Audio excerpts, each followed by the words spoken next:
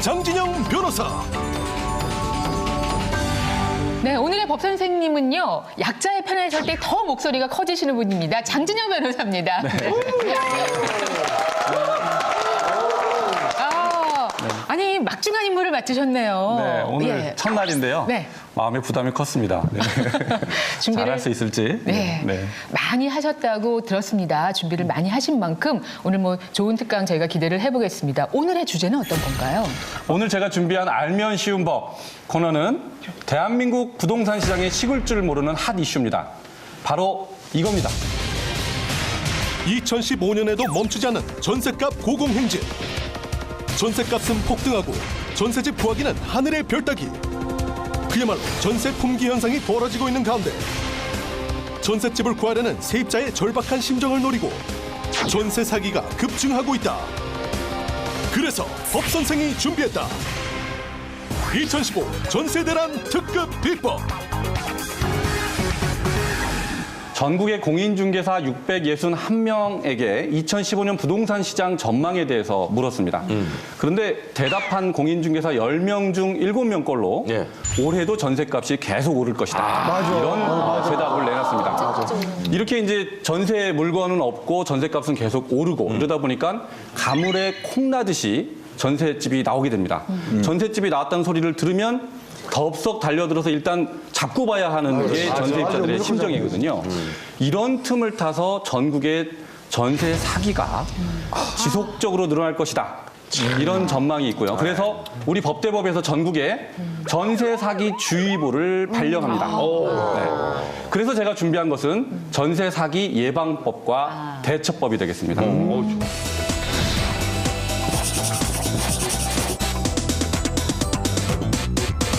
전세 사기 첫 번째 유형입니다.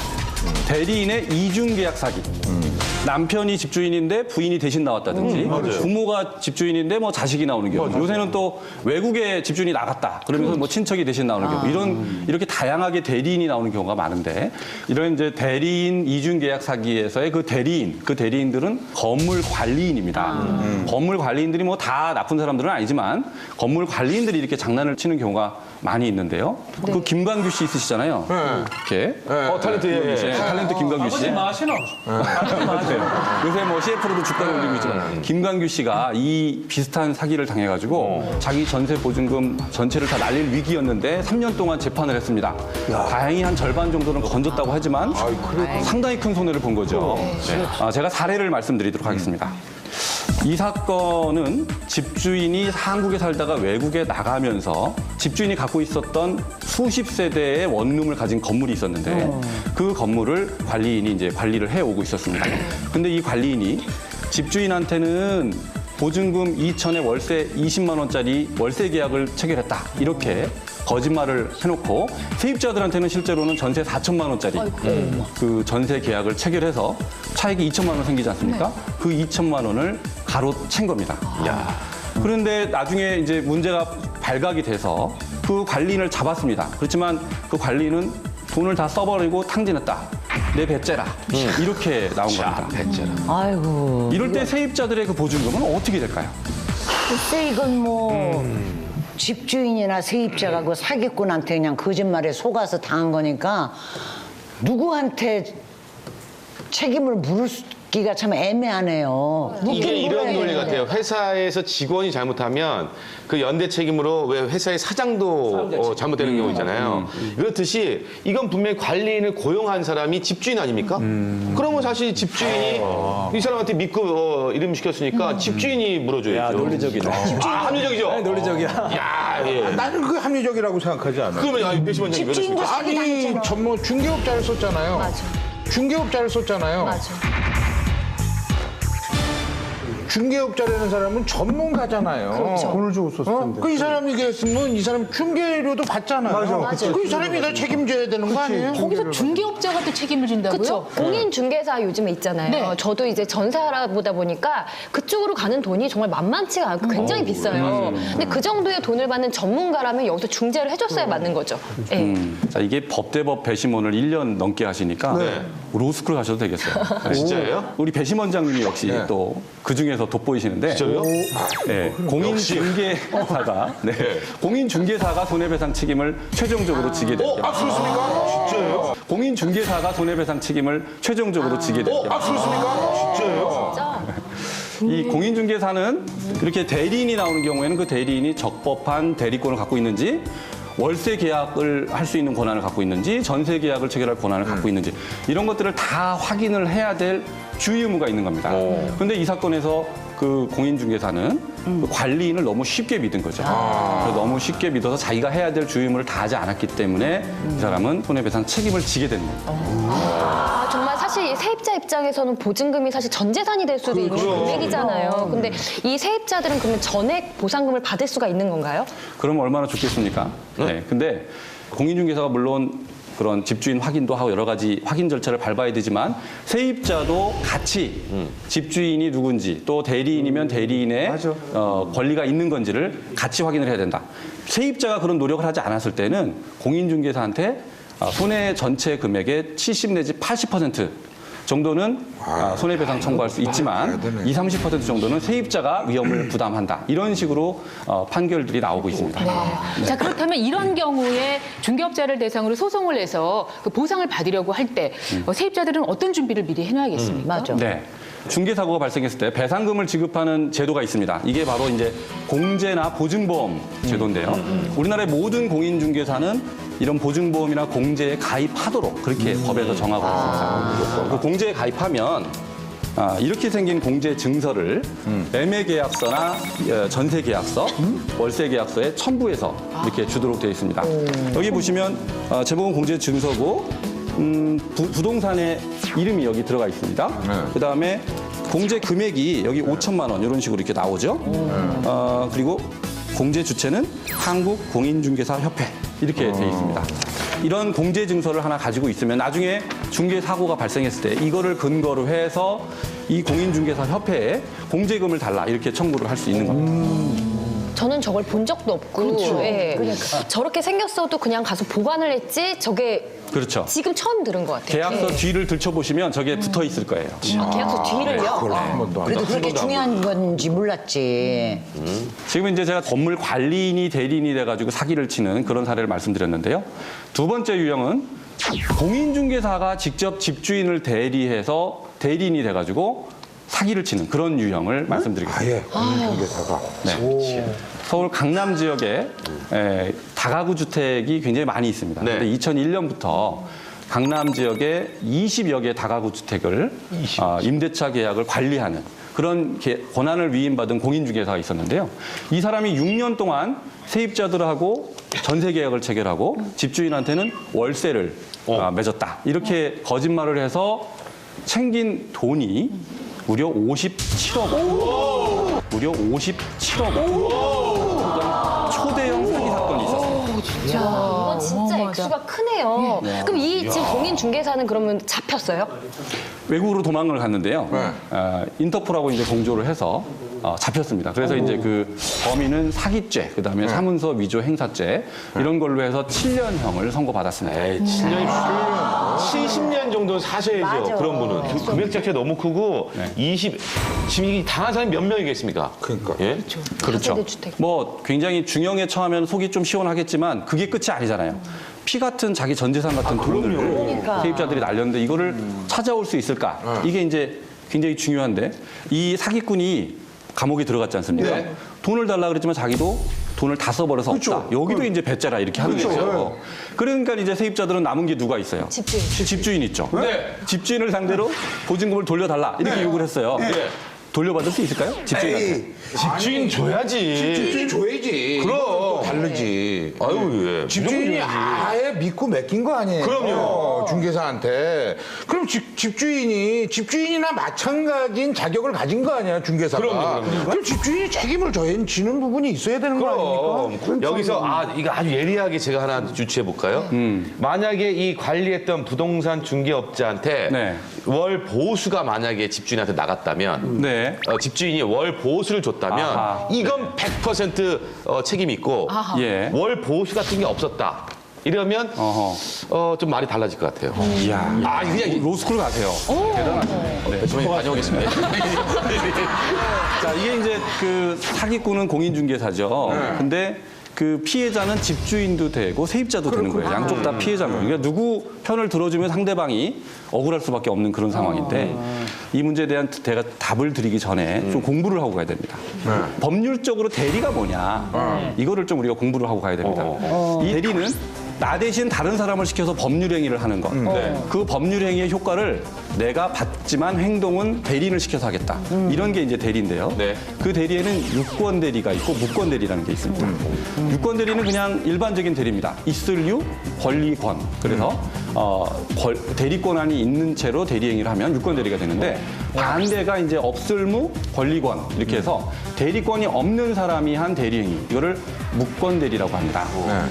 이 사건에서도 집주인은 월세 권한을 줬지 전세 계약을 체결할 권한을 주진 않았다. 이렇게 이제 주장을 하고 있어요.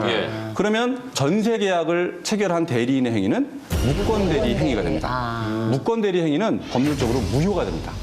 그러니까 집주인한테 그 법률 효과가 발생하지 않는 거예요. 네. 그러니까 이 지금 이 사안은 무권 대리이기 때문에 집주인이 책임이 없다는 얘기인가 보네요. 그렇습니다. 원칙상으로는 그렇습니다. 근데 중요한 건 저희가 이제 대리인이라고 할 때 당신 권리 있수 없수라고 이렇게 묻는 법이 거의 없거든요. 그렇죠. 그러니까 월세까지만 권리를 갖고 있는 건지 아니면 전세도 할 수 있는 건지 이거를 세입자들이 집 보러 가서 어떻게 아니 그거 알겠어요? 하고 대리인한테 가서 당신 무권 대리야 유권 대리야? 이 사람이 제일 걸다면 내 주장을 또 이래요. 주장자가 이래. 결국은 집주인하고 그 대리인 사이에 두 사람만 알고 있는 문제이기 때문에 이제 세입자가 이걸 확인하기가 어렵다. 그렇다면 이걸 어떻게 문제를 풀어야 될까요? 그러니까. 그렇죠. 이게 원칙적으로는 무권 대리이기 때문에 집주인이 책임지지 않아도 된다고 하지만 그렇게 하면은 너무 세입자들이 불안해지잖아요. 이 사건에서도 계약을 할 때 세입자들이 집주인의 위임장과 인감도장, 그다음에 인감증명서를 다 확인을 했다라고 하고요. 또 중개업자가 그 전세보증금이나 공과금 이런 관리비들을 다 자기가 직접 챙기는 거를 또 확인을 했고 세 번째로는 그 집에 문제가 생겨서 연락을 하면 집주인이 관리인처럼 뛰어와가지고 뭐 집 세는 것도 다 돌봐주고 이렇게 실제로 관리를 했다는 거예요. 마지막으로는 그 집의 현관에 이 공인중개사가 이 집을 관리한다라고 이렇게 안내문이 붙어 있었다는 거예요. 이런 걸 봤을 때 이거는 이 공인중개사가 적법한 대리인이구나라는 걸 믿을 수밖에 없었다. 그렇지. 이렇게 주장을 한 겁니다. 그러니까 지금 얘기 들어보면 누가 봐도 이거는 집주인의 대리인이라고 확실하잖아요. 네. 그럼 100% 물어줘야 되는 거 아닙니까? 그럼 100%지. 이거 뭐 확실한데? 그런데 법원은 누가 보더라도 저런 경우에는 전세 계약을 체결할 권한이 있다라고 믿는 정도는 아니다. 이렇게 본 거예요. 그러니까 대리인이라는 걸 믿는 것 자체는 인정을 했을 거예요. 그런데 전세 계약을 체결할 권한이 있는 것까지 믿었을 수 있느냐? 이걸 본 거죠. 근데 법원이 거기까지는 아니다. 이렇게 본 거예요. 아니면 세입자들은 그 보증금을 못 돌려받는 거예요? 이렇게 되면.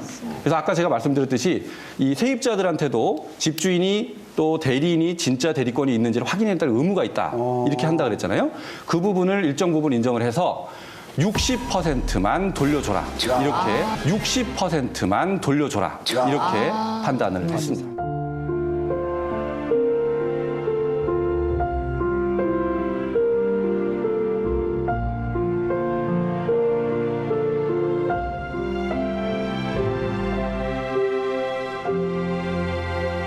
이중계약 사기를 당하면 세입자 입장에서는 자기 피 같은 돈 다 잃죠. 또 그걸 또 찾아올 수 있다 하더라도 그 과정에서 얼마나 정신적 고통, 시간 낭비 이런 게 많습니까? 사기를 안 당하는 게 제일 좋습니다. 그래서 사기 예방이 가능한 방법을 제가 알려드리려고 그러는데요. 제가 준비한 것 장진영이 차려주는 밥상입니다. 대리인 이중계약 전세 사기를 막는 장진영 변호사의 밥상. 다 드실 준비가 됐습니까? 네. 맛있게 차려주세요. 이 세 가지 메뉴만 잘 소화를 해서 들고 계시면 네. 정말로 피 같은 보증금 날리는 그런 사기에 말려들지 않을 수 있다. 제가 확실하게 말씀드릴 수 있습니다. 총 세 가지 메뉴입니다. 앞에 두 가지 메뉴는 세입자를 위한 메뉴고요. 마지막 한 가지 메뉴는 집주인을 위한 메뉴가 됩니다. 저 스테이크 스테이크 먹으면 사기 안 당하나? 드실 준비가 됐나요? 네. 첫 번째 메뉴부터 볼게요. 네. 자, 이중계약 전세 사기 당하지 않는 법. 차려주는 밥상의 첫 번째 메뉴입니다. 궁금합니다. 장진영이 차려드리는 박상 첫 번째 메뉴.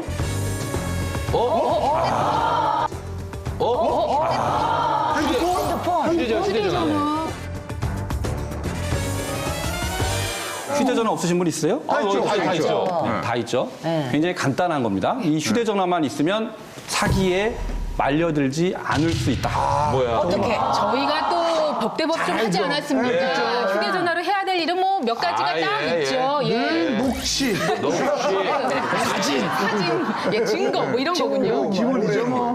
그 보통 교통사고 왜 당했을 때도 왜 휴대폰 꼭 가지고 가라고 하잖아요. 그것처럼 계약할 때도 가지고 가야 되나 봐요.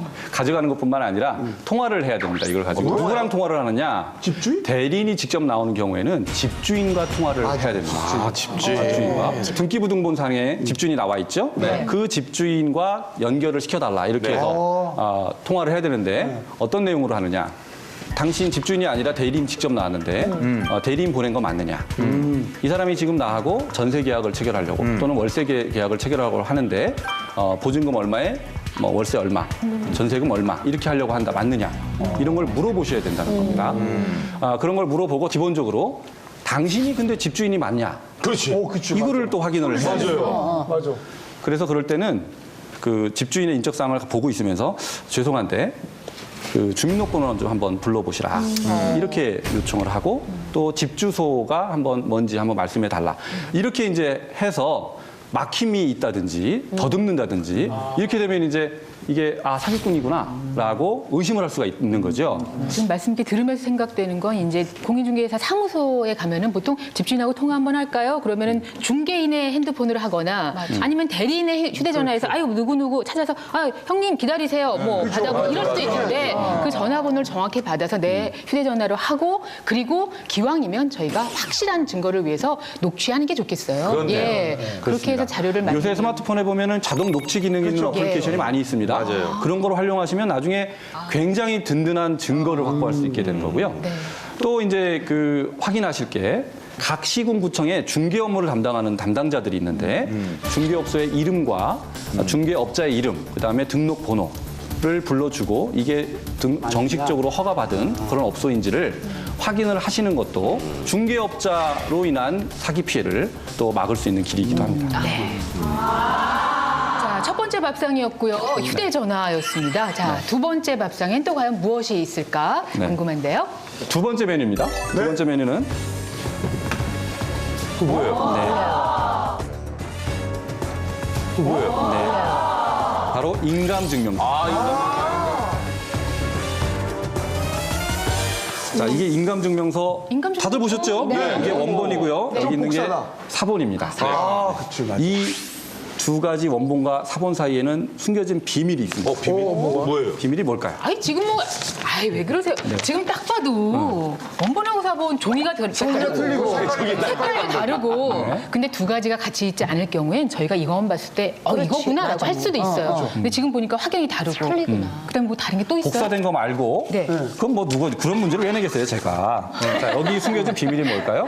잘 보시면 이 사본에 보시면 사본이란 글자가 드러납니다. 진짜. 보세요. 예, 여기 보세요. 이게 희미하게 사본에는 사본이라고 크게 나와 있습니다. 예. 근데 신기해요. 저기 원본엔 사본이라고 안 적혀 있는데 그렇지. 여기는 사본이라고 적혀 있어요. 사본. 어디? 몰랐네. 종이, 저도 몰랐어요. 저도 몰랐어요. 종이 안에 자체에 사본에 적혀 있네. 복사한 거 아니에요? 이렇게 되는 이유는 이 종이 자체가 이게 이제 동사무소에서 가면 이렇게 그렇죠. 만들어주는 종이인데요.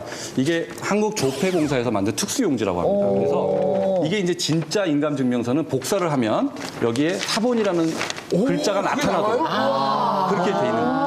진짜 몰랐네. 그런데 만약에 위조했다면 이게 인감증명서가 위조된 거라면 복사를 해도 사본이라는 글자가 안 나옵니다. 근데 무조건 복사해봐야 되는 거네요? 그렇죠. 이거 감사해요. 이건 대박이다, 대박. 오. 44년 만에 알았어, 나 이거. 그냥 대충 만드는 게 아니야. 잘 모르셨죠, 그죠? 인감증명서 가져왔는데 어디 잠깐만요. 복사해 봅시다. 그러니까 이거는 이거 할 수 있을까 우리가? 해야죠. 제가 말씀드린 아니, 이거 복사 좀 하나 해가지고 이럴 수 있잖아. 자연스럽게. 그렇지. 그래서 용기가 필요합니다. 상대방이 기분 나빠할까봐 내가 참는다? 내 전 재산을 걸고 참는 거예요. 그러니까 자기가 위험을 피해가고 싶으면 이럴 때 약간의 용기를 발휘하시는 게 순간의 용기가 평생의 재산을 지킨다 이런 생각을 좀 하실 필요가 있고요. 위임장에 첨부된 이 인감증명서를 한번 복사를 해서 이게 진본인지 그거를 확인을 하셔야 되는 거죠. 아우 좋은 정보입니다. 네. 근데 이제 이거를 뭐 복사하기가 좀 뭐 여건이 마땅치 않은 경우도 있어요. 어디 다방 가서 하는 경우도 있고 있잖아요. 그럴 때는 인터넷으로 또 이 인감증명서의 진위 여부를 확인할 수 있는 방법이 있는데요. 그 민원24라는 사이트가 있습니다. 정부에서 운영하는 사이트인데 여기에 그 인감증명서 발급 번호와 그다음에 주민번호, 발급 일자 이런 것들을 입력하면 이 인감증명서가 진짜인지 여부를 확인할 수 있다고 합니다. 자, 휴대전화 그리고 인감증명이었습니다. 자, 뭐 그냥 차려주시는 밥상 저희는 먹으면 되는 거예요. 예, 시청자 여러분 드시면 되는 거예요. 두 번째 게 엄청 맛있네. 세 번째가 되게 궁금해. 별로 드시기 어렵지 않죠? 너무 맛있었어요. 네, 장지정이 차려드리는 밥상 세 번째 메뉴입니다. 세 번째는 집주인을 위한 메뉴가 되겠습니다. 세 번째 메뉴입니다. 뭔지 볼까요? 이야. 그래, 맞아. 이야. 그래, 맞아. 인감 도장입니다. 대리인한테 이 인감 도장 절대로 주면 안 된다. 이게 세 번째 팁입니다. 많이 들었어. 이 인감 도장만 있으면 위임장 위조하죠. 그렇지. 인감 증명서 대리로 발급받을 수 있습니다. 이 대리인이 얼마든지 사기를 칠 수 있는 여건을 갖고 있는 거다. 그러니까 오히려 더 의심해야 된다. 이렇게 생각을 하셔야 되는 거예요. 무서운 거구나. 아니 근데 대리인이 와서 계약을 하더라도 저희는 집주인의 인감도장을 갖고 와야 그게 제대로 우리 계약이 된다고 입장에서는. 생각을 하는 거거든요. 그게 이제 함정인데요. 이렇게 착각하시는 분들이 있어요. 집주인 도장이 있어야 대리인이 계약을 할 수 있는 거 아니냐. 그러니까는 내가 인감 도장을 줘야 된다. 이렇게 생각하시는데 이 대리인이 하는 행위는 대리인의 행위예요. 그래서 대리인의 도장만 있으면 됩니다. 대리인의 도장을 찍어야 되는 오히려 집주인의 도장만 있고 대리인 도장이 없으면 그건 대리 행위가 아니에요. 그러니까 대리인의 도장이 있어야 되는 거고 집주인의 도장은 있어도 좋지만 없어도 아무 문제 없는 겁니다. 야, 가면 갈수록 이게 진짜 딱 와닿는다. 야. 그다음에 위임장을 작성하는 방법에 대해서도 굉장히 중요한 팁이 있는데요. 보통 위임장을 작성을 잘 안 해보시다 보니까 이렇게 작성합니다. 뭐 몇 번지 건물에 대한 권한 일체를 위임한다. 누구에게 위임한다. 이런 식으로 쓰거든요. 이거는 굉장히 위험한 겁니다. 왜냐하면 권한 일체이기 때문에 월세, 전세 놓는 건 기본이고요. 그걸 가지고 담보로 맡기고 돈을 꿀 수도 있고 또 매매 계약까지 체결할 수도 있는 거예요. 일체 권한이니까 뭐든지 할 수 있기 때문에 어떤 행위를 위임하는지를 구체적으로 어느 건물에 대한 월세 계약 체결 권한을 위임합니다. 좀 자세하게. 이렇게 전세 계약 체결 권한을 위임합니다. 이렇게 하시면 대리인이 중간에 장난을 칠 수 있는 여정이 이제 줄어들겠죠. 네. 대리인 이중계약 전세 사기 막는 특급 대처법. 첫 번째, 집주인과 통화를 해서 실제 집주인이 맞는지 확인해라. 두 번째, 집주인의 인감증명서를 복사해서 진위 여부를 확인해라. 세 번째, 집주인은 절대 인감도장 대리인에게 맡기지